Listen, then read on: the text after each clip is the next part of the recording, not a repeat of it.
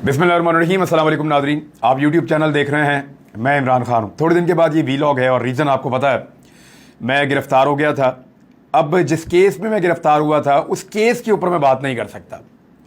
वजह यह है कि जस्टिस जनाब बाकर अली नजफ़ी साहब की अदालत के अंदर ये मामला गया और उन्होंने बुलाया फ़रीक़ैन को, और वहाँ पे इस मामले को हल निकालने के लिए फ़रीक़ैन को बाउंड किया गया और हलफ लिया गया कि जब तक ये मामला एक अदालत के अंदर चल रहा है और जब तक ये कानूनी मामला आगे बढ़ते हैं तो इसको पेंड किया जाएगा, और उस बीच में फ़रीक़ैन इसके ऊपर किसी किस्म की बयानबाजी नहीं करेंगे। बाकी आप लोगों को सब पता है, आपको आइडिया है कि हुआ क्या, कैसे हुआ, किसने किया, क्यों हुआ, वो सारा कुछ आपको पता है। मैं इस पर बात ज़रूर करूँगा, लेकिन जो हलफ मैंने लिया है उसको भी पूरा ज़रूर करूँगा।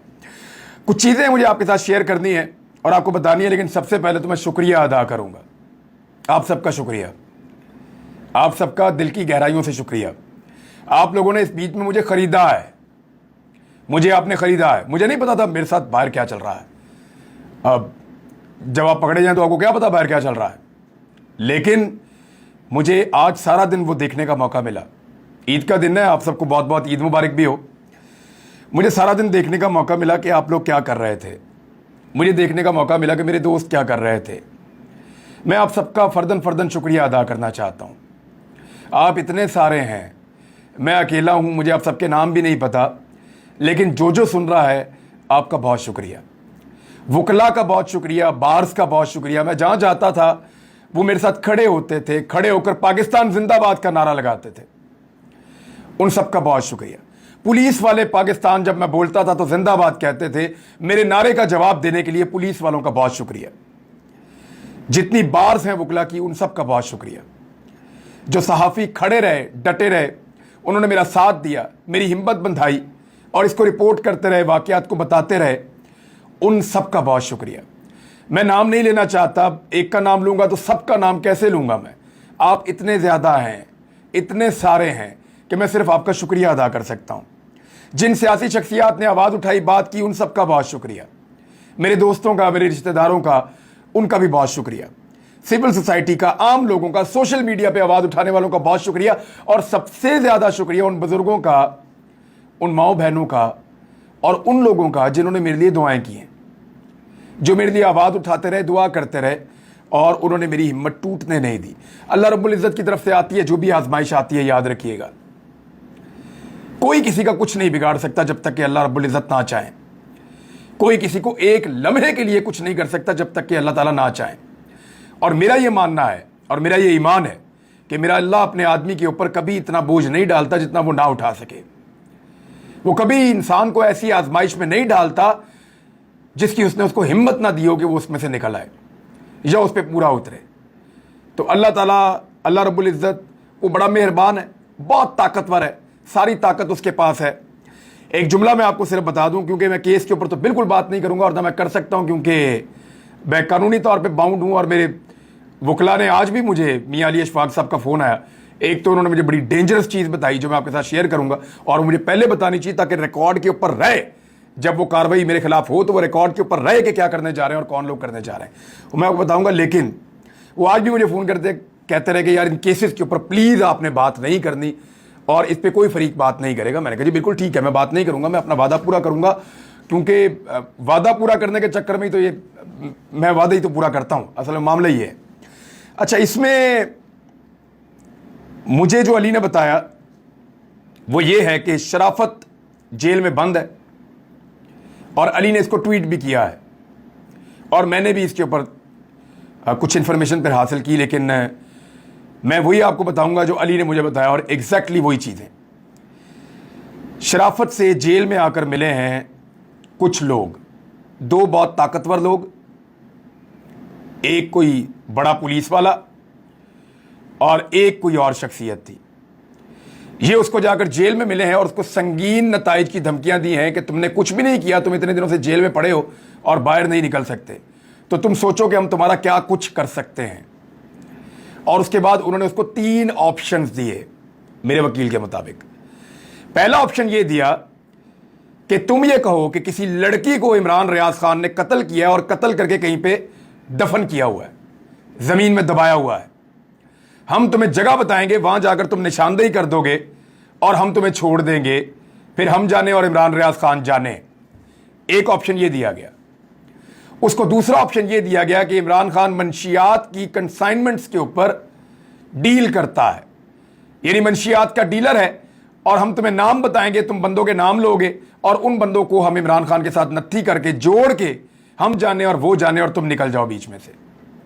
और तीसरा ऑप्शन उसको यह दिया गया कि तुम ये कहो, अब ये मुबैना तौर पे ये सारी कहानी मेरे तक दो ज़राए से पहुंची है, लेकिन मैं जो बिलीव कर रहा हूं, मियां अली अशफाक जो मेरे कौंसल थे, जो सारे मामला देख रहे थे कानूनी और इस केस को लड़ रहे थे, मेरा बचपन का दोस्त भी है, इसलिए मैं उस पर बहुत मेरा ट्रस्ट है। तो उसने मुझे बताया कि तीसरा ऑप्शन ये है कि इमरान खान कलअदम तंजीमों की फंडिंग करता है। इन तीनों में से कोई एक चीज़ शराफत लिख कर दे हलफनामे पे और फिर उसको छोड़ेंगे और मुझे पकड़ेंगे इसके बदले में, या इस केस में मुझे उलझाया जाएगा या फंसाया जाएगा। बाकी ये चीज़ अब हमारे तक पहुंच गई है, मेरी जिम्मेदारी थी मैं आपको बता दूं। अगर इन केसों में या इस तरह से मिलता जुलता कोई केस मुस्तकबिल में कोई बने या बनाया जाए तो आप समझ जाएं कौन कर रहा है, क्या कर रहा है, कैसे कर रहा है। वैसे इन चीज़ों से फर्क नहीं पड़ता। कुछ लोग ये कहते हैं कि सॉफ्टवेयर अपडेट हो जाते हैं। देखें, जिसके अंदर हुब्बुल वतनी की विंडो डाउनलोड हुई हो ना, उसको कोई सॉफ्टवेयर अपडेट नहीं कर सकता। मैं फिर आपको बता रहा हूं कि जिसकी विंडो में हुब्बुल वतनी हो ना, उसको कोई सॉफ्टवेयर अपडेट नहीं कर सकता। ये आप लोग जानते हैं, ये मेरे तमाम लोग जानते हैं, उन्हें पता है कि ऐसे नहीं हो सकता।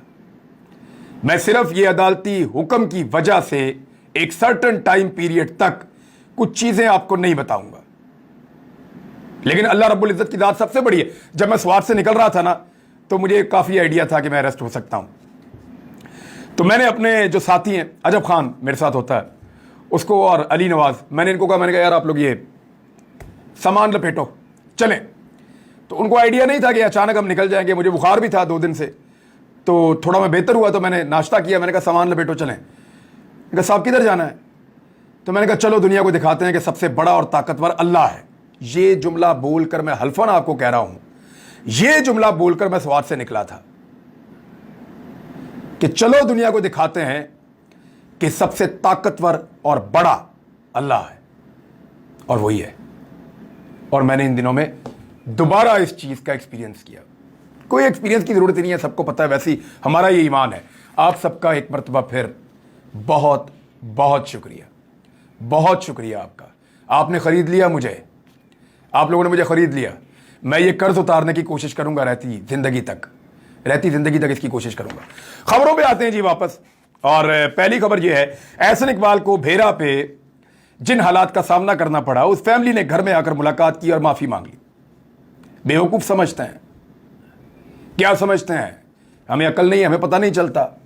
ये ऐसे हो सकता है कि वो लोग पब्लिक प्लेस पे खड़े होकर अपनी सिक्योरिटी को रिस्क में डाल के एक वफाकी वजीर को चोर चोर के नारे लगाएं और बाद में उनके घर जाके माफी मांग लें? ऐसे होता है। मैं जानता हूं कितना दबाव होगा, आप लोग भी जानते हैं कितना दबाव होगा, और जिन लोगों ने यह दबाव पहले बर्दाश्त किए हुए अपनी जिंदगी में, उनको भी आइडिया होगा कि दबाव तो होगा। मेरा एक सवाल है इस सारे मामले के ऊपर। हो सकता है बात ठीक हो, एहसन इकबाल साहब जो फरमा रहे हैं वो ठीक हो, लेकिन लोगों का रिएक्शन तो सोशल मीडिया पे कुछ और ही कह रहा है। लोग मानने को तैयार नहीं है कि इतने आराम से लोग आके, जो चोर आपको कह रहे हैं, वो आके आपसे माफी खुद ही मांग लें। हालात नॉर्मल नहीं हो सकते उन लोगों के लिए, ये क्लेम किया जा रहा है। मेरा यह कहना है कि क्या नवाज शरीफ आज तक बरतानिया में किसी एक आदमी से माफी मंगवा सका जिसने नवाज शरीफ को चोर कहा, डाकू कहा, गद्दार कहा, कुछ भी कहा? मियां नवाज शरीफ साहब की रोज वहां पे इज्जत अफजाई करते हैं ना लोग। जब मियां साहब बाहर निकलते हैं, उनकी फैमिली बाहर निकलती है, पीछे लग जाते हैं, चोर चोर, डाकू डाकू, रोज लोग कहते हैं। कोई एक आया जिसने आकर मियां साहब से मुलाकात की हो, माफी मांगी हो कि मियां साहब माफी चाहते हैं, आपको चोर नहीं कहना चाहिए था? वो शयान अली जो चोर कहता था, वो रोजाना पीछे पीछे फिरता है मियां साहब के। हर एतवार को, हर हफ्ते को वो पिज्जा और बर्गर लेके और बोतल पकड़ के जाके मियां साहब के घर के बाहर खड़े होकर नारे लगाते हैं। तो वहां तो किसी ने माफी नहीं मांगी, और वहां पे तो आप माफी का मुतालबा भी नहीं करते। आप लोगों के चादर और चार दीवारी का तकद्दुस पामाल करते हैं, लोगों के घरों के अंदर घुस जाएं तो ठीक है, आप माफी नहीं मांगेंगे। यानी लोगों की निजी जिंदगी के ऊपर आप हमला कर दें, आप मुखालिफ सियासतदानों पर आवाजें कसें, आप यानी उनको मुखालिफ सियासतदान को एक आवाज कोई कस देना तो आप लोग कहते हैं कमाल हो गया, ये पब्लिक रिएक्शन है। पब्लिक रिएक्शन है, कमाल हो गया। अपने हलकों में कैसे जाओगे? लोग अंडे और टमाटर मारेंगे इमरान खान को, यह आपकी ख्वाहिश थी, यह आपकी लीडरशिप कहती रही एहसन इकबाल साहब कि इमरान खान को अंडे और टमाटर मारे जाएंगे, आपकी लीडरशिप कहती रही है। लेकिन इमरान खान जहां जाते हैं पब्लिक में लोग खुश होते हैं, आप जाते हैं लोग चोर चोर कहते हैं। वजह क्या है? लंदन में आप क्यों नहीं लोगों से कहते माफी मांगो आके? वहां कोई नहीं आके माफी क्यों नहीं मांगता? क्योंकि वहां पे उनके ऊपर वो प्रेशर और दबाव नहीं होता। आप लोगों का जीना हराम कर देते हैं पाकिस्तान के अंदर। अगर कोई आदमी अपनी दिल की आवाज बाहर निकालना चाहे तो इसी को कहते हैं फाशिस्ट रिजीम, और ये है फाशिस्ट रिजीम। इंपोर्टेड हुकूमत को बचाने के लिए, अपने आप को कायम रखने के लिए कुछ चीजें जो हैं वो बहुत इंपॉर्टेंट हैं। वहां तो लंदन में तो नमाज नहीं पढ़ सकते पब्लिक के अंदर जाके, ये तो सूरत हाल है वहां पे। अभी आप लोगों की पूरी काबीना गई थी, पब्लिक में निकल नहीं सके। पूरे यूरोप के अंदर आपके लोग नहीं निकल के पाकिस्तानियों को वहां फेस कर सकते, ना आप लोग फिर सकते हैं, ना मिल सकते हैं लोगों को। लोग वहां पे आपको गालियां देते हैं पाकिस्तानी, क्योंकि उनको पता है कि वहां की हुकूमतें चोर कहने पे, डाकू कहने पे, किसी के ऊपर मुंह से बात करने के ऊपर ये जमहूरी हक समझती हैं और इसके ऊपर किसी किस्म का पर्चा FIR ये चीजें नहीं करवाते। इंपोर्टेड सरकार की ज़िमनी इंतखाबात में हालत बहुत पतली हो गई है। वो ऐसे कि इमरान खान साहब के जलसे आपने देख लिए, मैंने तो आज फुटेज निकाल के देखी है। लोग कीचड़ के अंदर खड़े हुए हैं, बारिश के अंदर खड़े हुए हैं, जलसे कर रहे हैं, और बहुत बड़े बड़े जलसे कर रहे हैं। उधर मरियम नवाज ने पूरा जोर लगा लिया, लोग निकलने को तैयार ही नहीं। जिन लोगों को जमा करके पूरे सरकारी वसाइल लगा के जलसों में लाया जाता है, वो भी कोई इधर फिर रहा है, कोई उधर फिर रहा है, कोई अपना खा रहा है, कोई पी रहा है, कोई आपस में बातें कर रहा है। लोगों ने अपनी अपनी पंचायत लगाई हुई है जलसे के अंदर। यानी यहां से पता चलता है कि लोग वोट डालने के लिए PMLN को तैयार नहीं है। अब उसका बंदोबस्त क्या किया जा रहा है? पाकिस्तान तहरीक इंसाफ ने बार बार इल्जाम लगाए हैं। बाबर ऐवान ने बाकायदा यह बताया कि हमने इन सबूतों को इकट्ठा किया और उनको देखा, और उसके ऊपर उन्होंने ट्वीट्स भी किए हैं। और यास्मीन राशिद पहले भी कर चुकी है कि 15-15, 20-20 हजार वोट जो हैं वो दूसरे हलकों से लाकर इन 20 हलकों के अंदर ठूसे जा रहे हैं, ताकि जो लोटे हैं, जो इलेक्शन लड़ रहे हैं, ये वोट उनको डलवाकर जितवाया जा सके 2 नंबर तरीके से। तो अब ये 2 नंबर तरीके से इलेक्शन अगर जीता गया तो जीता गया। इलेक्शन कमीशन ऑफ पाकिस्तान हो जाए, या बहुत ताकतवर शख्सियात हो जाए, या ब्यूरोक्रेसी हो जाए, सारा का सारा निजाम ऐसा लगता है कि हमजा शहबाज को इलेक्शन जितवाने के चक्कर में है। और ये दिखाई दे रहा है। मैं बतौर रिपोर्टर आपको मैं भी कह रहा हूं, बेशुमार रिपोर्टर और भी कह रहे हैं, बहुत सारे सहाफी बार बार कह रहे हैं कि यहां पे हमजा शहबाज की हुकूमत को बचाने के लिए, ताकि इंपोर्टेड सरकार जो वफाक में बनी हुई है वो बनी रहे, वो कायम रहे। और ये जो चूचू का मुरब्बा पाकिस्तान में इस वक्त हुकूमत कर रहा है, इतनी सारी जमातों का, को 15-16 जमातें इकट्ठी हो गई हैं, और वो पाकिस्तान की अवाम को रोजाना की बुनियाद पर पीस रहे हैं महंगाई के जरिए से। उनकी हुकूमत कायम रह सके, क्योंकि अगर पंजाब गया तो सब गया। पंजाब के अंदर पूरे के पूरे वसाइल और ताकत इस्तेमाल की जा रही है।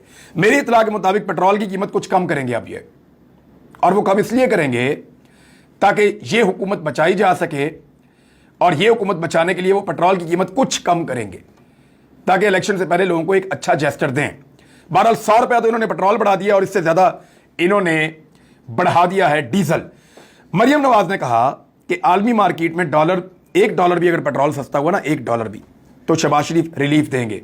लगभग $25 के करीब सस्ता हो चुका है। $100 से कम भी प्राइस आई है कुछ बीच में, $100 से कम भी प्राइस आई है बीच में। इन्होंने तो ₹1 नहीं बढ़ाया, ₹100 बल्कि बढ़ा दिया। यानी इतना झूठ, लोगों को इतना फ्रॉड, लोगों के साथ इतनी बेईमानी। इमरान खान के दौर में आप मईशत के अदाद शुमार उठाकर देखें जो शहबाज शरीफ के दौर में छपे हैं, तो रश्क आता है कि कमाल काम किया था उन्होंने। और इस दौर के अंदर इन्होंने जो तबाही फेरी है, बेड़ा गर्क करके रख दिया पाकिस्तान की मईशत का, कुछ पल्ले नहीं छोड़ा, गरीब आदमी को पीस के रख दिया इन्होंने। पेट्रोल कहां चला गया, घी कहां चला गया, आटा कहां चला गया, गैस की कीमत कहां चली गई, लोड शेडिंग कहां से कहां लेकर चले गए, इंडस्ट्री बंद हो गई, हजारों लोग बेरोजगार हो गए एक एक शहर के अंदर। बेड़ा गर्क किया इन्होंने। एक्सपोर्ट्स आपकी कहां गई, रेमिटेंसेज आपके कहां जाएंगे, टैक्स कलेक्शन का क्या करेंगे, और सख्त तरीन शराइत जो है IMF की, वो इन्होंने तस्लीम कर दी। अब राणा सनाउल्लाह का स्टेटमेंट आप देखें कि ₹100 कीमत बढ़ाने के बावजूद शराइत पूरी नहीं हो रही IMF की, क्योंकि पाकिस्तान की मार्केट रुक चुकी है, पाकिस्तान के लोगों का ट्रस्ट खत्म हो चुका है, पाकिस्तान के लोगों को सिस्टम पे एतबार नहीं रहा। लोग ये चाहते हैं कि उनको हक दिया जाए और वो इलेक्शन के जरिए से फैसला करें कि पाकिस्तान में किसकी हुकूमत होगी। लेकिन यहां तो बहुत बड़ी धांधली के इंतजामात दिखाई देते हैं, जिसपे शाह महमूद कुरैशी साहब ने कहा कि अब धांधली हुई अगर ज़िमनी इंतखाबात में तो श्रीलंका जैसे हालात हो जाएंगे।